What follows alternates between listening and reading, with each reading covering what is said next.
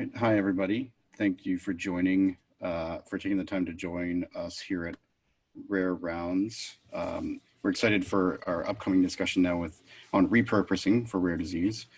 Before we get everything kicked off, I wanted to review a few brief housekeeping notes. First, all attendees are currently muted by the moderator to reduce any interruptions.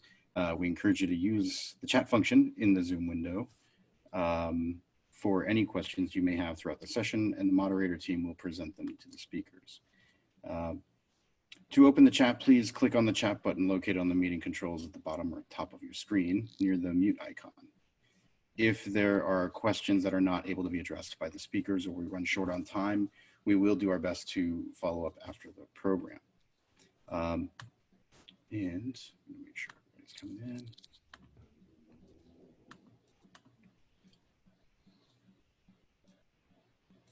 Thanks, everybody. We're gonna make sure everyone's got. We're gonna turn off our video and make sure that we've got David and Bruce ready to go.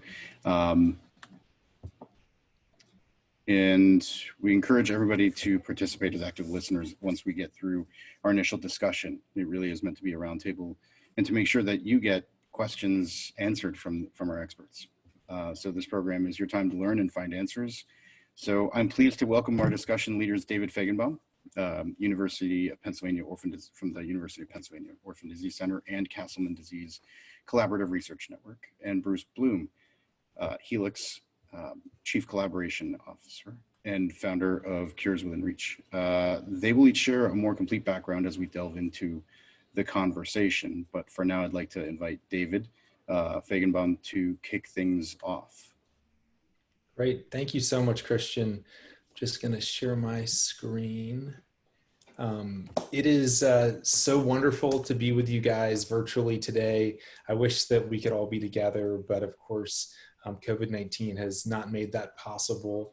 I want to take a little bit of time today, and of course, the title for our roundtable is Repurposing in Rare Diseases. And as Christian mentioned, this is a roundtable, so it's not meant to be Bruce and I sharing lots and lots of slides. We both have 2 slides each, and we want to share just a basic background on why we're talking about drug repurposing in rare diseases, and then really want to open it up to a dialogue that we can have with the group. So when I think about drug repurposing, I wanted to share kind of the 5 perspectives that I take when I think about drug repurposing. So the first is as a caregiver for my mom. This is my mom, who was diagnosed with cancer when I was in college, and a number of drugs were tried off-label to treat her cancer. Unfortunately, none of them worked, and she passed away about 15 months after her diagnosis. Her experience, her illness, and her passing from brain cancer really was what motivated me to want to go into medicine so that I could try to help patients like my mom. Fast forward a few years, and I was a medical student at Penn where I was training to become an oncologist in her memory when I became deathly ill myself with idiopathic multicentric Castleman disease, a rare and deadly immune system disorder where a cytokine storm is ignited. And unfortunately, there were no FDA-approved drugs. So as a result, that meant the only chance of survival for me would be to repurpose drugs, take drugs already approved for something else and try them for me. Thankfully, a number of different chemotherapies were used, which saved my life. But unfortunately, I would go on to have relapse after relapse after relapse before really diving into drug repurposing and trying to identify a drug that I could repurpose myself. So I've dove into that as a scientist. I run a lab at the University of Pennsylvania. I run a center called the Center for Cytokine Storm Treatment and Laboratory, where we study Castleman disease and other cytokine storm disorders, really with the goal of identifying drugs that already exist that can be repurposed against Castleman disease. And then finally, my 5th perspective that I want to hide is that of an advocate. So this is a picture of me at our annual patient and loved one symposium we put on for Castleman disease. So I started a foundation called the Castleman Disease Collaborative Network, where our goal is to really accelerate research by bringing together physicians, researchers, and patients from around the world to prioritize the right studies so that we can better understand disease and take drugs that no one had ever even thought to try and repurpose them for Castleman disease. So these are the 5 perspectives that I try to bring to drug repurposing. And from these perspectives, we've come up with a really simple approach to drug repurposing that I want to go through today. But I do want to pause for one moment and just talk about terminology a bit. So drug repurposing in the way that Bruce and I are talking about today is really talking about drugs that are already FDA approved for one condition that can then be used in a new purpose to be repurposed for a new condition, a condition that the drug was not approved for, or a drug that has been developed for one condition and was never approved, but it could be repurposed for a new condition. So the whole concept is a drug that's already either approved or been tested for one condition, and now we're going to try it in a new condition. We're going to change the purpose of the drug. And so the approach that we take in my lab and through the Castleman Disease Collaborative Network is to really focus on interrogating human disease biology. And by that, what I mean is getting samples from patients with that disease and Castleman disease. It's blood samples and lymph node and bone marrow, but whatever the right tissue samples are for your particular disease, and then profiling it using the latest and greatest technologies to understand what's happening on the cellular level, what's happening within cells, what's happening between cells, but really understanding what is going on, because you really can't decide how do you want to treat something until you really understand, well, what's gone wrong in the first place. Once we interrogate disease biology and understand, well, what's different in our Castleman samples versus healthy people or versus other immune system disorders, the next question is, what drugs already exist that are known to either inhibit the things that are too high or increase the things that are too low? These databases exist and we leverage them. Then the next thing we do is we turn to what we call in vitro or in vivo testing. So in vitro testing means we take cells from Castleman's patients and we try to recapitulate what's happening in the body, stimulate these cells in some way. Then we apply the drugs that we identified from these databases to see, do they revert or do they abrogate or stop whatever it is that we need to stop? Or in vivo testing is where we give it to mice and we see if the same thing can be reverted or abrogated. The next step in our approach is that we publish the data on these drugs and how they've worked in a dish or in cell or in animal models. And at that stage, doctors will often begin to use these drugs off-label, meaning that if that drug is already FDA approved, they'll just try it in their patients. And the reason that happens in Castleman's is that Castleman disease, my subtype in particular, is very deadly and very few options exist. So in the setting of a deadly disease with few treatment options, doctors are willing to try these drugs in humans. And when they are tried, we have to systematically track every use so we can learn from it. So that way we can say, okay, if this drug works in 5% or 50% of patients, that's really important to know. Then we use that information to determine whether we should evaluate the drug in a formal clinical trial.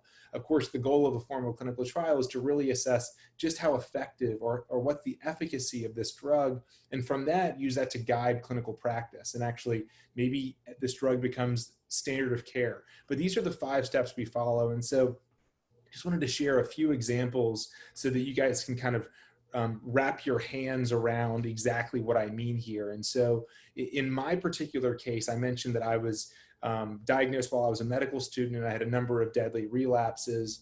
But after my 5th deadly relapse, I had collected a number of blood samples in the weeks and months leading up to that relapse. So I performed a series of studies to really understand what was happening in my cells during that relapse. From those experiments, I learned that a particular communication line in the immune system called the mTOR pathway was highly activated. From that and understanding that this pathway was active, I consulted in a number of drug databases where I understood that there were a number of drugs that were already FDA approved that could actually turn off this communication line that was so active. In my case, we skipped in vitro and in vivo testing, mainly because there was incredible urgency. I was relapsing every few months and I was going to die. With each of these relapses, I was at high risk of death. And so we did not test it in cell lines or in animals before we tested it in me. But we did test it in me after my 5th relapse, and it's now been over 6 years that I've been in remission on this drug. And so I'm literally alive today thanks to a drug that we repurposed.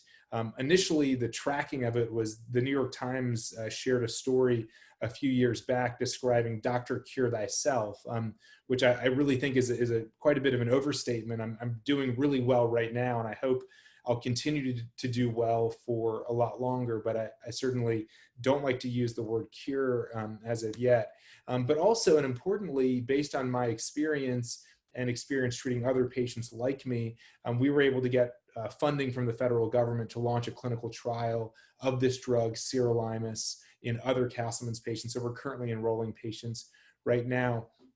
You can imagine that as a physician scientist, like I am, I was obviously happy that this drug was helping me, but I couldn't help but focus on all of the other patients with my disease that I wanted to know, could this potentially help them? So we performed a series of additional experiments. This is another study where we confirmed that not only is this pathway or communication line active in me, we found that actually it's active in a large portion of other Castleman disease patients. And specifically, we then went on to do a number of in vitro and in vivo experiments using this same drug in cell lines in my lab. And then also from this work expanding to other patients, we also identified another communication line called the JAK-STAT signaling pathway that we found to be highly activated. So we have a natural history registry called Accelerate, where we collect data on every patient in the world. We can get our hands on their data.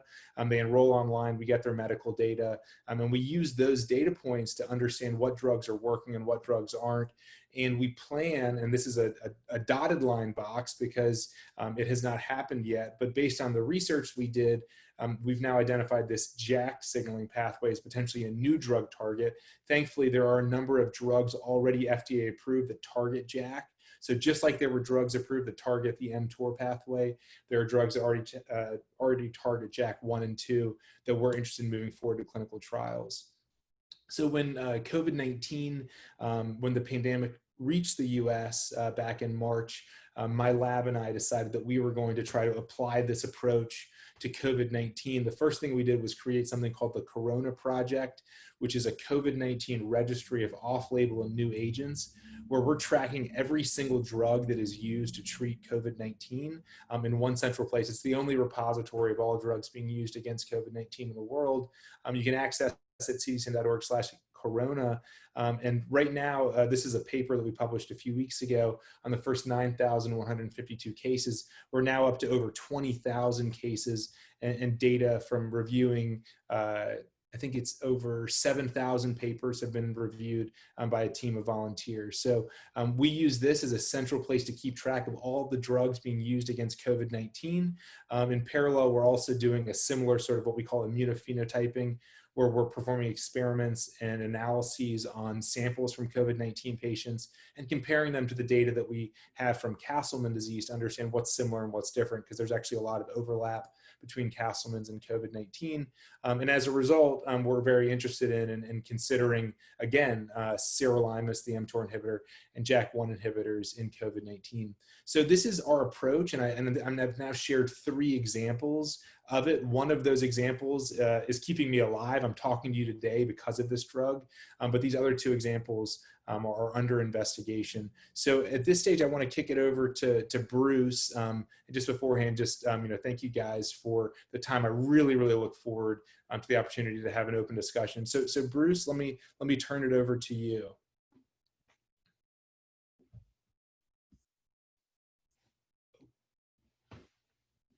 Bruce, I think you might still be on mute. Oh, is it still muted? That's because Christian had me muted too. Nice. Now you're okay. Good. Thank you, David. That's great. Always excited to see how much progress you're making. David and I have known each other for a very long time. We actually got connected first through something that had nothing to do with science. It had to do with technology. But ever since, we've been, sort of together on this journey, and it's amazing to see you healthy and married and and a parent now when we weren't sure you were even going to make it to any of those things. So That's right. congratulations. I'm pleased to be with all of you. I see from the guests, the attendees, some of my colleagues from Cures Within Reach and other places are on here today. So thanks to David and Global Genes for asking me to participate. So I have kind of a different background than David. I sort of wandered into this space by accident. I started life as a dentist and couldn't practice, and went to law school and got involved in supervising some clinical research in the early 80s. And that led me to continue to be interested in research and therapy development. And after a journey through consumer products and insurance and the art world and some other place, I landed at a private family foundation in 2002, and I became the executive director of what eventually became the not-for-profit Cures Within Reach. And over the time I was there, we helped bring over a dozen therapies to patients, much the same way that David described how they brought sirolimus forward, doing proof of concept clinical trials after the preclinical work was validated, and then having physicians prescribe this off-label. And amazingly, one of our greatest success stories is also a life-saving repurposing of sirolimus for a number of pediatric cytopenias. So it was really a great time to be there. And what I would say to all of you is that, repurposing makes so much sense and it's so obvious, but it wasn't really an active part of therapy development until maybe the last 10 years or so. If you go back to the literature, like PubMed, and you put in the term drug repurposing as a tandem, you can't find anything published before 2005. It just wasn't thought of as anything really important. Everything that happened before that was sort of serendipitous. And then after about 2010, people started really thinking about repurposing as a therapeutic modality. And I recently moved over to a for-profit biotech called Helix, where I'm the chief collaboration officer. So my goal is to use the network and knowledge that I have and connect smarter people in ways that they can make things happen for patients with unmet medical needs. So Christian, if you move to the next slide, what I would say to everybody is that by and large, we do a similar therapy development that David described, but not necessarily in the same order, and also looking at the disease biology in a slightly different way, where David starts with, cell lines and other kinds of tissue. We start with the aggregate of knowledge that is available in the whole world, and we put it in an artificial intelligence database called HealNet. And as you can see here, there are a number of different things that go in there. There's what we call structured data at the top.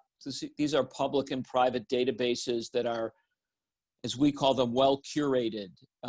As you can imagine, garbage in, garbage out in the world of technology. So you really need to be careful that you put in really highly structured and curated data into your database. And so we do all of that. We also have some of our own curated proprietary data where we do some of the same things that David did, which is gather cell lines and other kinds of things and do our own testing on there to create transcriptomic and metabolomic and proteomic data that we can then put into the database.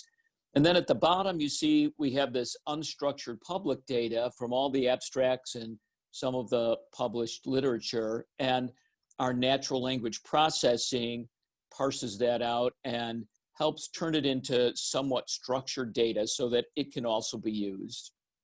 And so our goal is to start with a disease or start with a drug and work our way across the world of all this data to find a connection between the diseases and the drugs and to provide an evidence chain.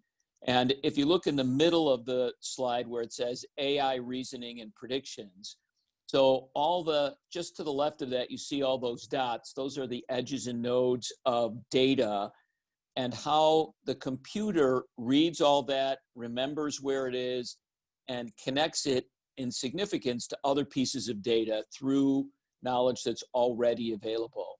And at the end, we end up with this list of drugs and disease combinations, which our human pharmacologists go through to evaluate the evidence chain and make sure that what the computer thinks is right is actually correct. Where it's not, we go back and retrain the computer. That's the machine learning part of artificial intelligence / machine learning, so that the next time the computer will be smarter in how it connects two pieces of data. But eventually we get these monotherapy and combination predictions that an already existing drug could help in an unmet medical need in a rare disease. And we think we have the strongest rare disease knowledge base in the world, and we use it to try and figure out mostly non-obvious ways that drugs could be repurposed to help rare diseases. And so you see towards the right, what you end up with is drug repurposing monotherapies at the bottom, drug repurposing combination therapies at the top. And as a sideline of all of this, we will learn about what biomarkers and other kinds of clinical endpoints we might discover from the literature. And so if you go over to the next slide, I just want to show you a quick example. So this is in Fragile X.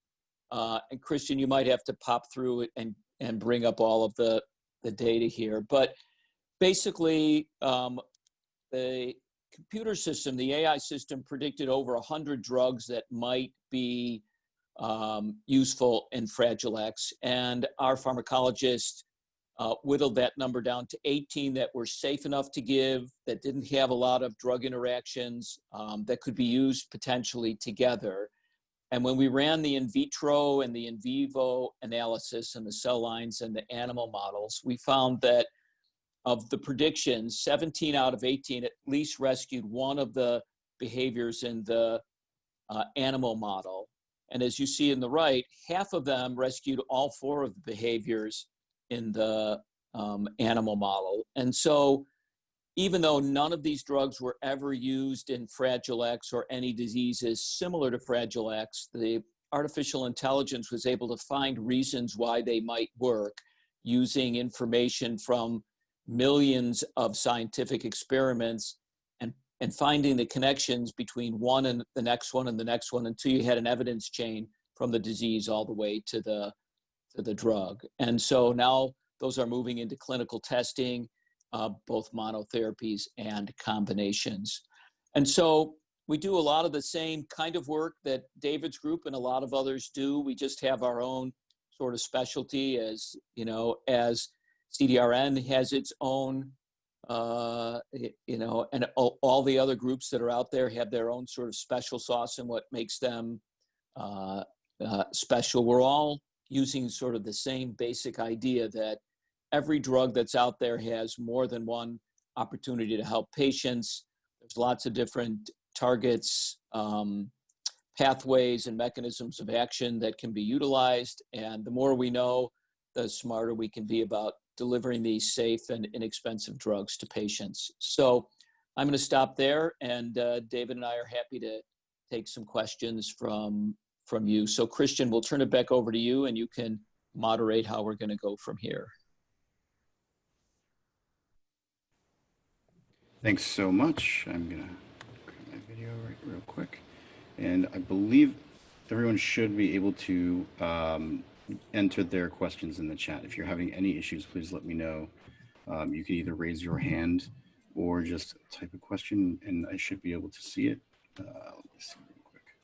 And maybe while we're waiting for the questions to come into the chat, I think that maybe Bruce and I could take a couple minutes while you guys are thinking of your questions to maybe share a couple tips or kind of things kind of between these boxes, what we've learned along the way.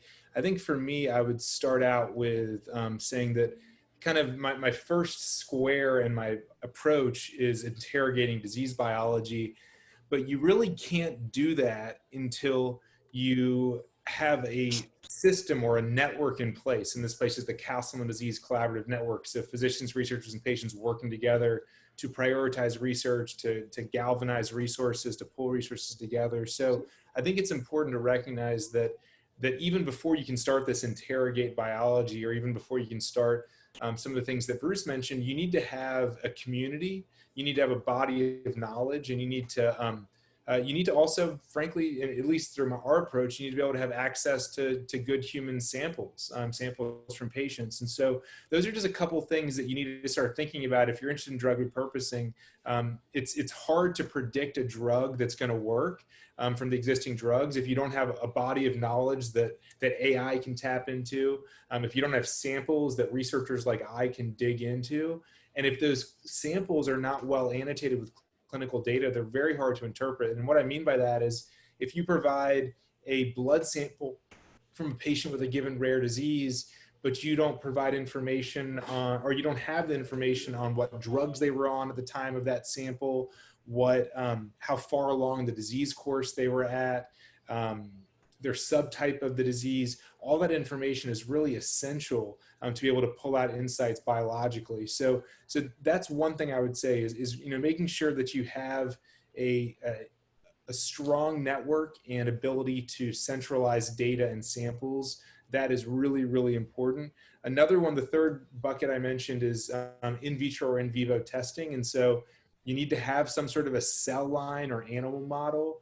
So by animal model, what we mean is some sort of animal that seems to recapitulate the disease that you're worried about in humans. None of us are worried about mouse diseases, but we study mouse diseases if those mice, if their disease looks similar to a human, because then we can give these mice drugs and see what works for them. So it's important to work on that.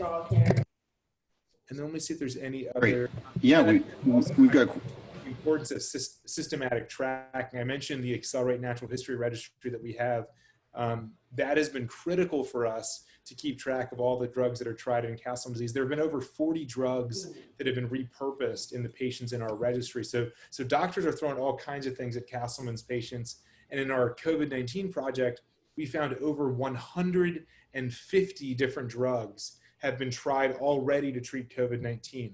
So an incredible amount of drug repurposing is already happening. And it's great to do drug repurposing, but it's not very helpful to anyone if you don't systematically track whether it works or it doesn't work. So those are a couple maybe insider tips that I would add. And Bruce, any tips you'd add while we're waiting for questions to come in?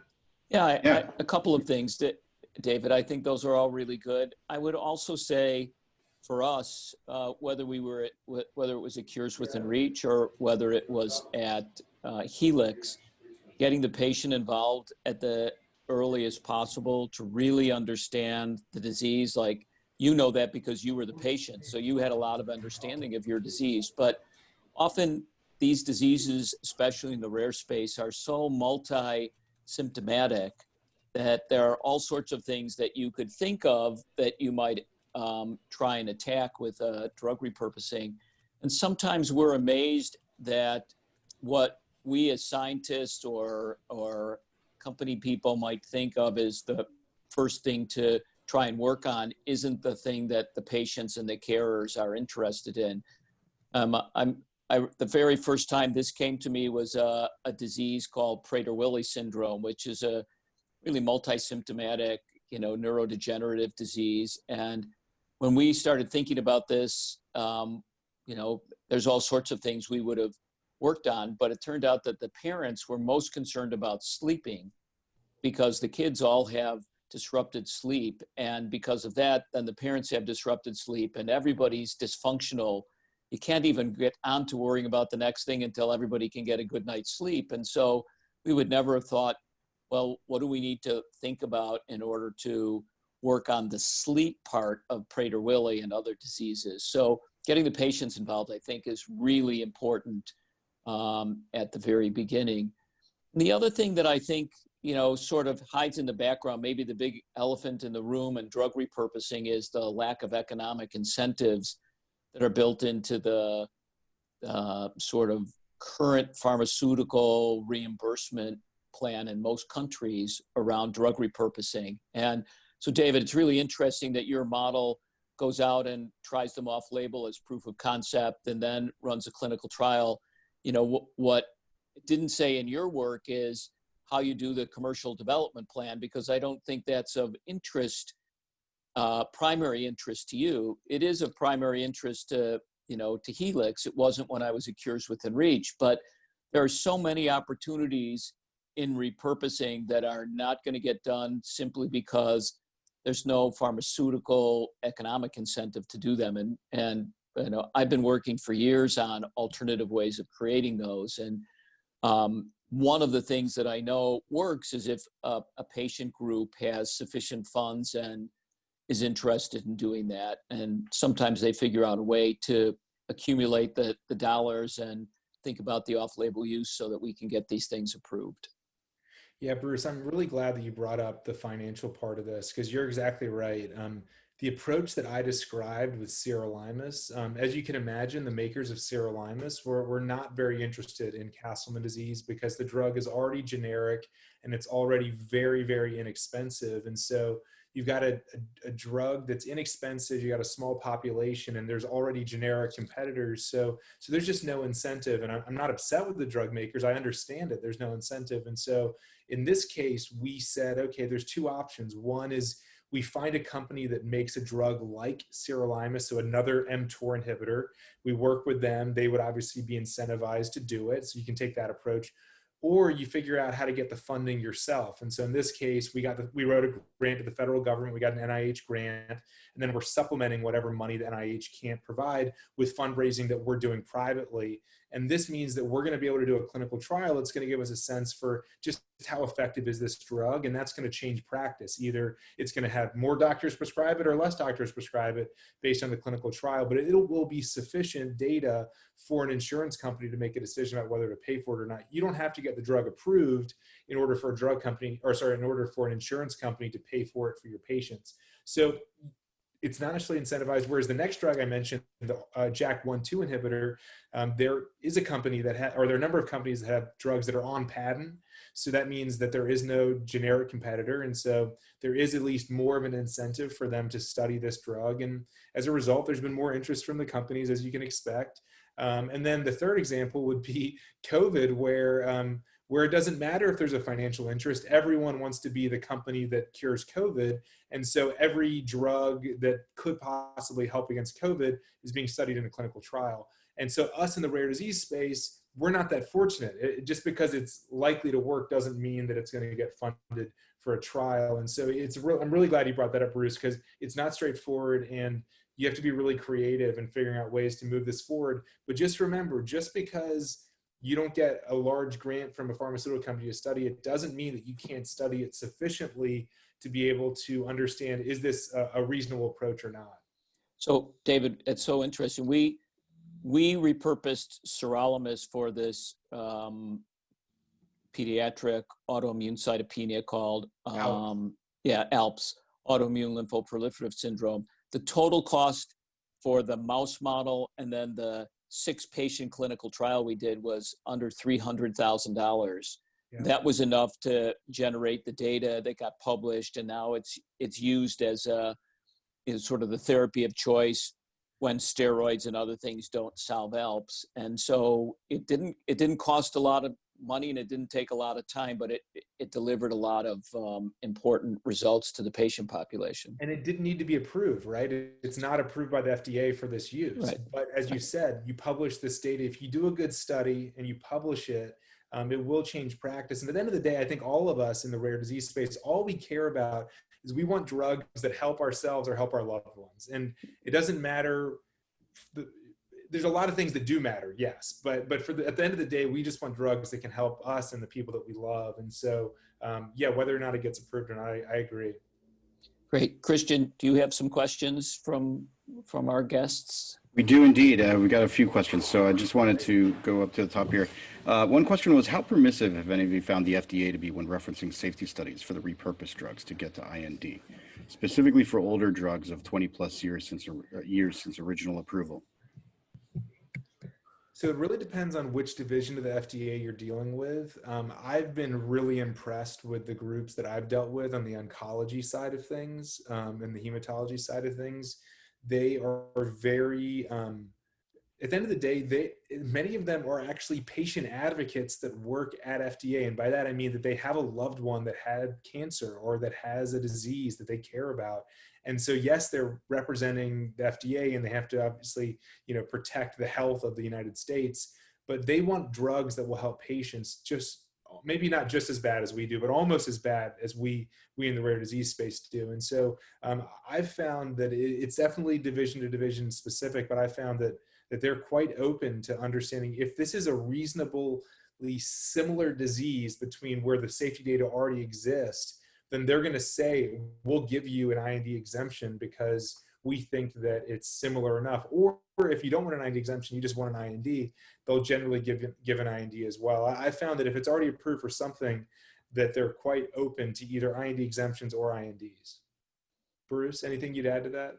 No, I agree. And I also think it depends a little bit on who you are when you approach them. If you're David's group and it looks like you're trying to do this to, make sure that there's clinical data, it's a little different than if you're trying to get market approval for commercializing it. But, overall, it really does depend division by division. And I think the FDA is trying to think about from a rare disease standpoint, can we create some kind of overarching guideline? And several of us have been working with them to think about what that might be, so you don't have to get the answer in the future. It depends on the division.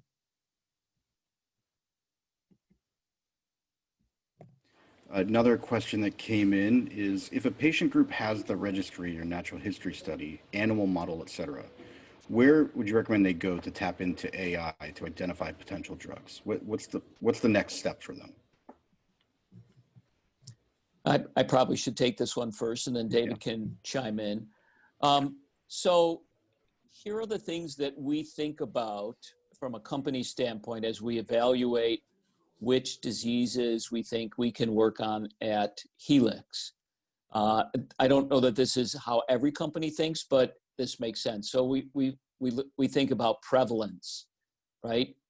For two reasons. You need enough patients to do your clinical work, to get your samples and other kinds of things, and to decide whether you have homogeneity or heterogeneity among your patient population. The more heterogeneous the disease is, the more patients you have to be able to get clusters of patients that are large enough to do clinical trials. And also from a commercial standpoint, on the other end, the more patients, the more likely you are to have some commercial impact and commercial viability. So we always think about prevalence. We always think about in vitro models. In vitro, the cell line models are, they're often quick and easy and inexpensive to do some of your validation on from an AI standpoint. In vivo models, so are they validated? How much do they characterize the human phenotype? How many do you have to do in order to get a good answer for a particular disease? How long is the trial in the animals? There's some rare diseases that in order to mimic the human phenotype or the human genotype, you end up with animals that don't live very long. And so then you modify them to live longer, and now they don't really match the human phenotype. And so even if you have models, knowing how close those are and how validated it is really important. I'd also think about, how is your clinical network? Are there people who could take on clinical trials that understand the disease? And are there any objective endpoints in your particular disease? And have those been validated or approved by a regulatory agency like the FDA? And again, how long is your human clinical trial going to be, and how many patients do you need? So those are all the sort of things that we think about as we decide where can our AI be helpful in a patient disease from a for-profit standpoint. If you're going to go to a more not-for-profit AI, like somebody at a university, maybe the commercial issue wouldn't be as important. But if your goal is to eventually drive these through a pathway like David described onto patients, you've got to make sure that the animal models replicate the human disease as much as possible, that there's clinical endpoints, that a clinical pathway is important. So those are the kinds of things that we look at. And then if all of that is true, then from an AI standpoint, at least from our AI, how much accurate and curated data is there? Transcriptomic, metabolomic, proteomic. Transcriptomic data is, what does the RNA look like between the disease versus a control? Metabolomic, what is the downstream effect of the proteins that are created from the RNA when it's not quite right. And so we look at all those data and we compare them, because that helps us to figure out how to connect diseases to the drugs. David, what do you want to add to that?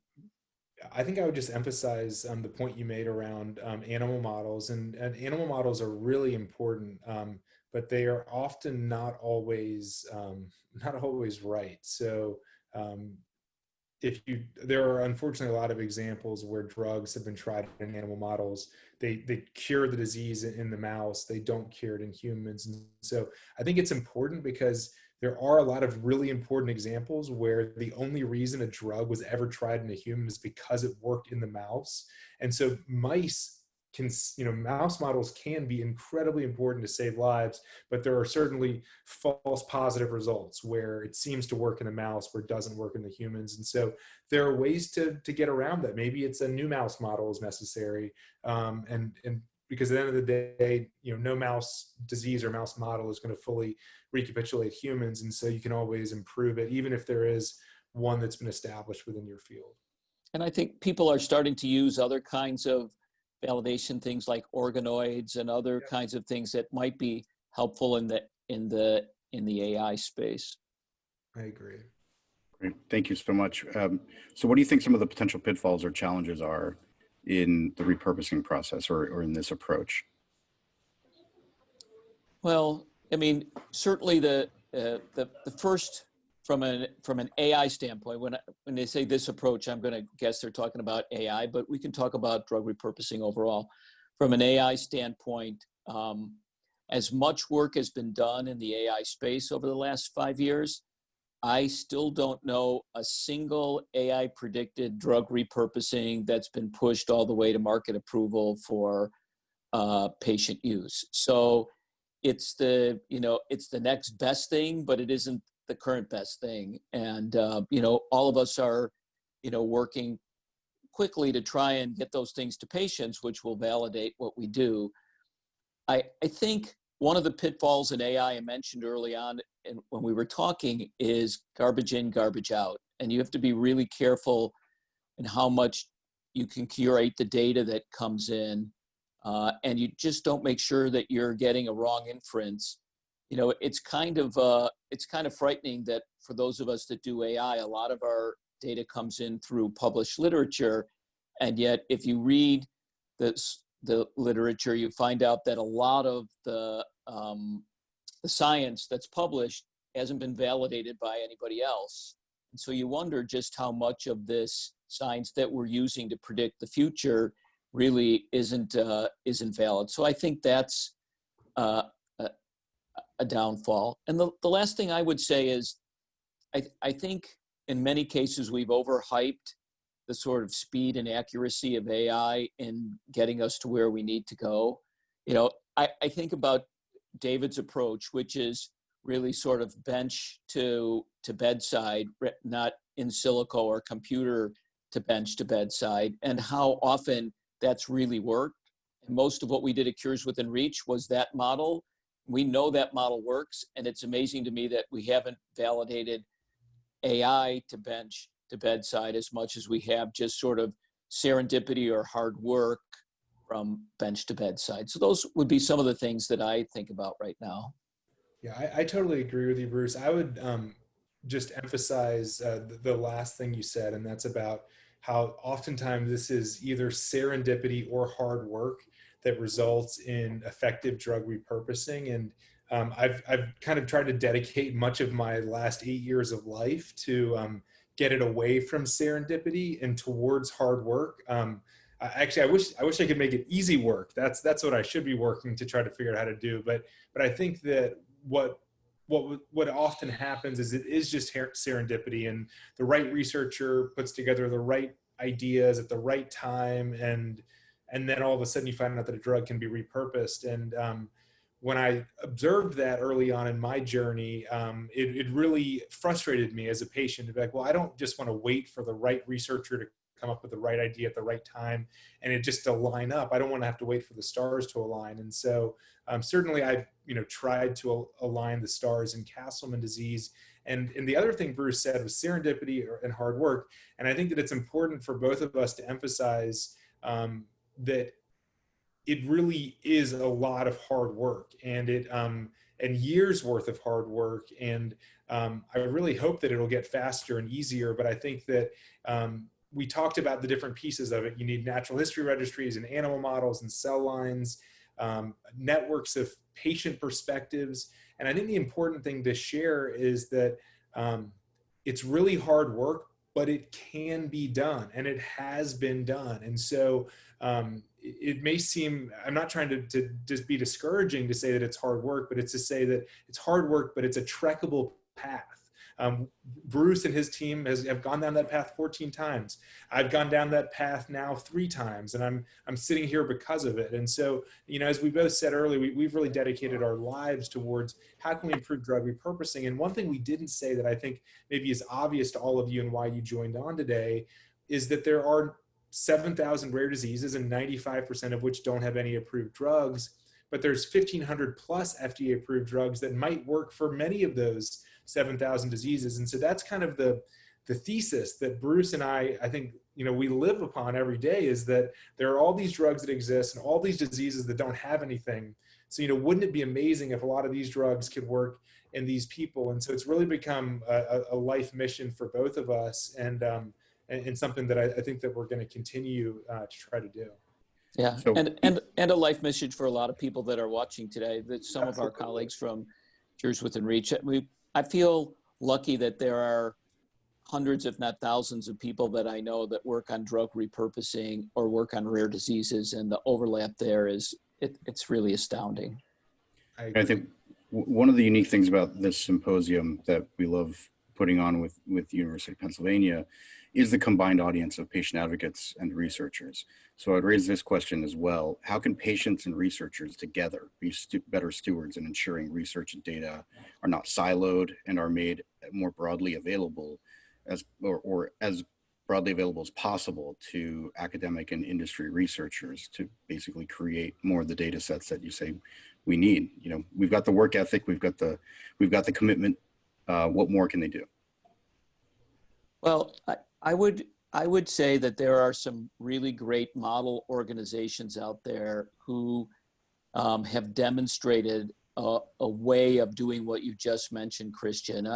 One that I would talk about is the Foundation for Angelman Syndrome Therapeutics, who, when they first started working on this, realized that if they didn't somehow keep control of all the assets, that they would then end up being beholden to a university or a company or a CRO who, has interests that are, important but divergent from what the not-for-profit was. And so they raised the money and they structured contracts so that if they built a mouse model, if they built a cell line, if there was patient registry, they control who gets access to it and how it's made available. And because of that, lots of people are willing to work on Angelman syndrome because it's easy to get to the models, and they aren't expensive, and the data is available from the registry. And so, as opposed to other groups where,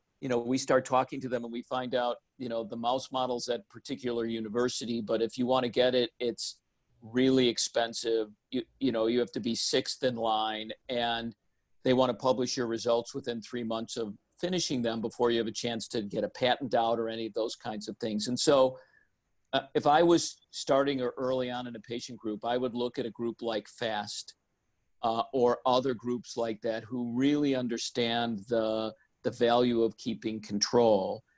And what it also allows those groups to do is to move with a lot more urgency, because people do want to, even researchers and companies want to work with them. And so by taking control, they've really done a great job. And everything's transparent and everything's available.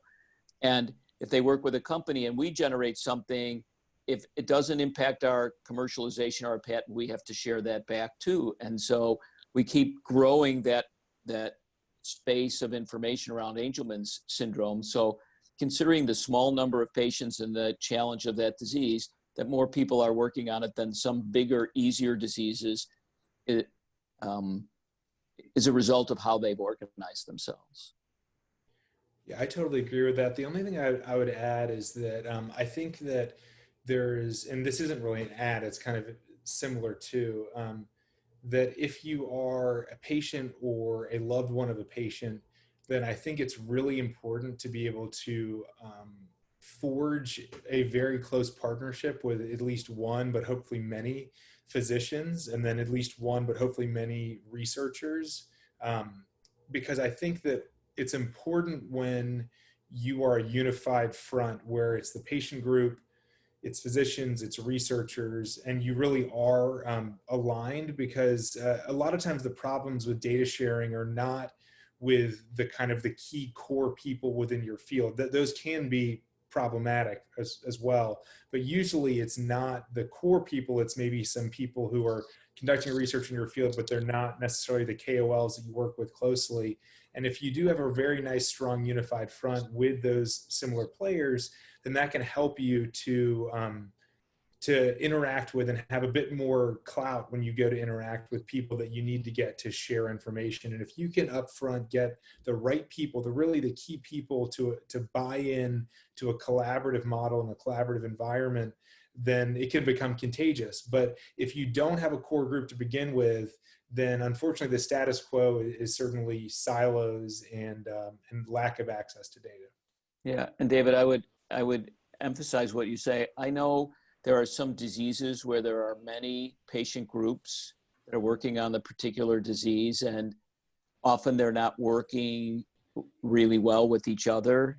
And so they end up with their sort of core group of scientists, and the other one has a core group of scientists, and for many reasons, then they can't share. And you end up, not even going half as fast as you would if you worked together, because people just aren't sharing and coming to the same meetings, and you're missing out on some opportunities. And I know it's not easy, having been a member of the philanthropic community for a long time and working with a lot of diseases. So I know that there's personalities and missions that are different, but when you get different groups that are sort of fighting with each other, that makes it even more difficult for the patients that need those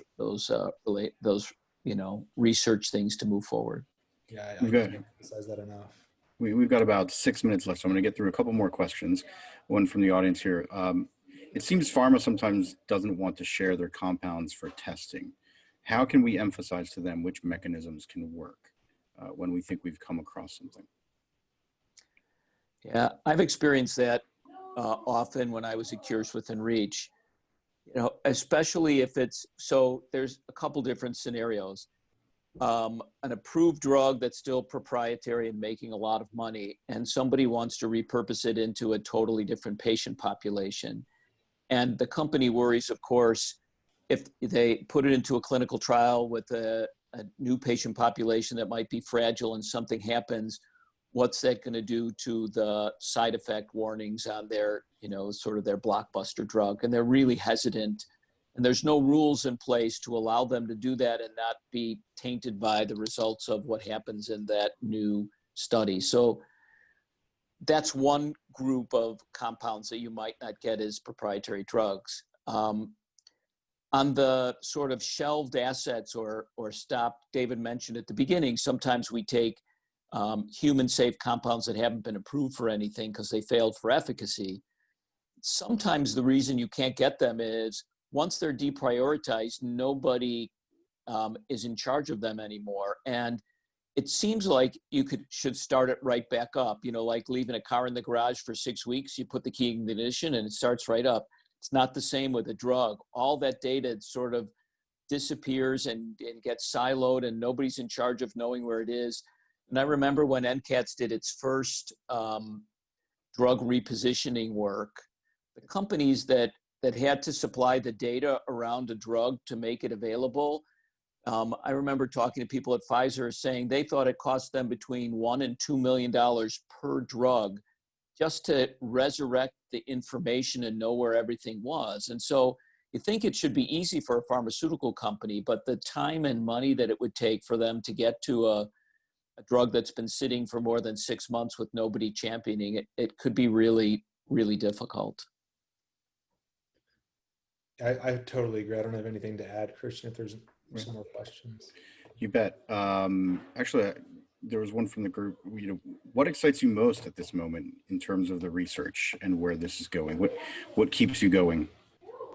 I think I would say the thing that most excites me the most is the first step of the chain that I described earlier is interrogating disease biology. And never before have there been tools like we have now to understand what's happening in particular diseases. So we can do things like single cell RNA sequencing. We can do serum proteomics down to on microliters of fluid. There's things that we can do today that we never could before, which means we can understand disease better than we ever could before. And if you can understand disease, then you can treat disease. And so I think that's what gets me the most excited. But as Bruce said, unfortunately, we might understand it and we might have some compounds that are highly likely to work, but there are organizational problems and there are people problems that get in the way of actually getting those drugs to patients. And so I think that what excites me is the science, and what kind of keeps me up at night is how do we solve the people problems and the organizational problems to try to make it so that those drugs get to patients. And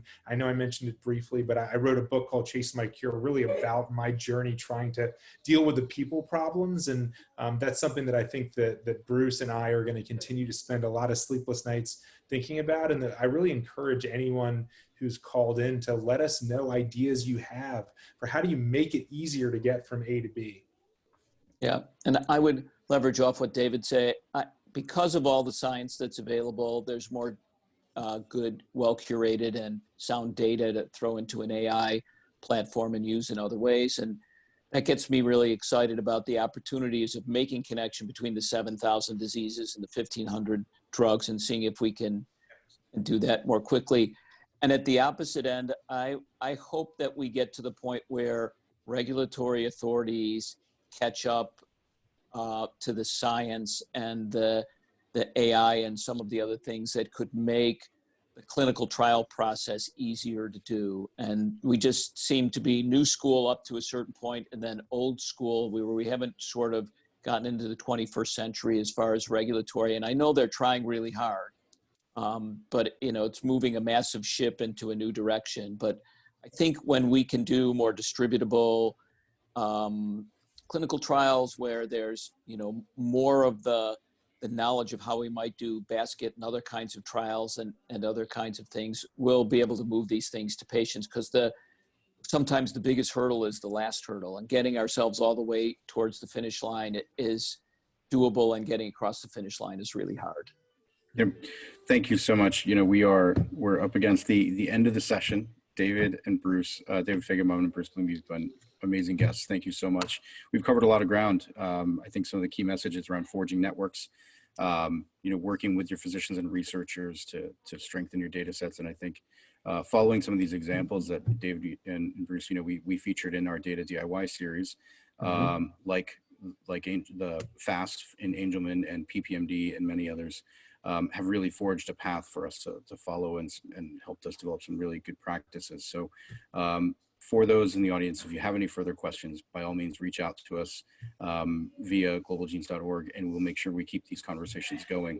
And thank you. And up next for everybody, it's the 2020 Cure Accelerator Live. In partnership with Cures Within Reach, exactly. And that can be found in the agenda back in the auditorium. So again, thank you everybody. For anybody who didn't get their question answered, please keep reaching out, and we'll all stay in touch. And reach out to us independently. Happy to continue the conversation if you can reach to us. Absolutely. Absolutely. Thank you so much. Okay. Thanks, Thanks, David. everyone. Thanks, Christian. Bye, guys. Bye.